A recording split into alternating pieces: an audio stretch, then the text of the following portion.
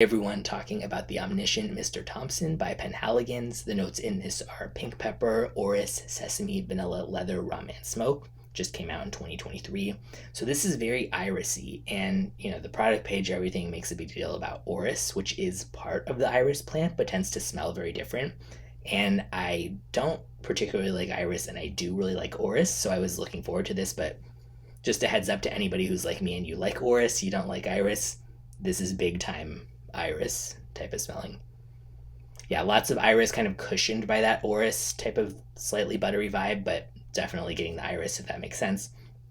The vanilla here is smooth and cool yet warm at the same time, has this kind of slightly creamy effect, especially with the sesame. It is a gourmandy vanilla, but not in an overwhelming type of way. So I think it's like just, kind of nicely done with how the vanilla is here. The hints of leather accord here are like upscale and smooth as well, very background though.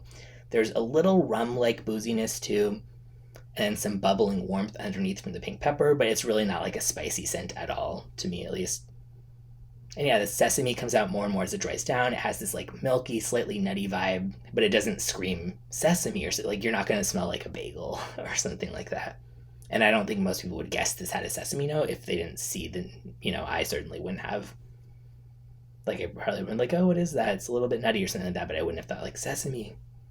So I think it's well used in that sense. Like, that's kind of how a note like that kind of should be, in my opinion, where it adds to the scent, but it doesn't, take over or anything because it's not the focal point.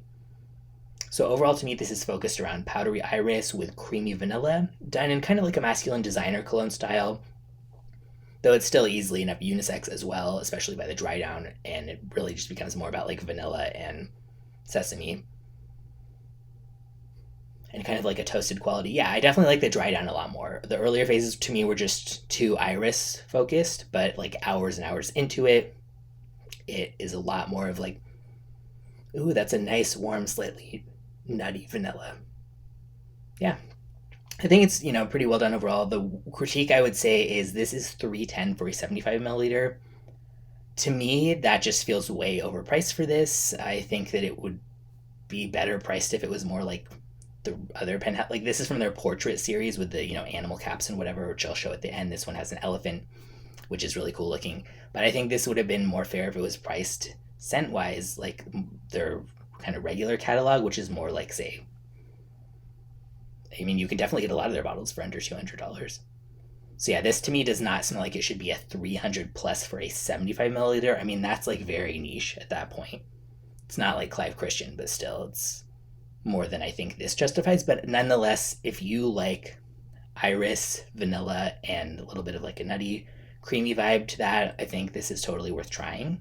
Moderate to good longevity, moderate projection. Unisex leaning masculine at times, like again earlier as say like Dior Homme Intense or whichever with the iris style there. But yeah, there's also plenty of vanilla and other stuff, so it's still easily enough unisex. And yeah, I'll link in the description where you can check it out. And this is what the bottle looks like. That really is pretty cool. I really like their portrait series for the bottles like that.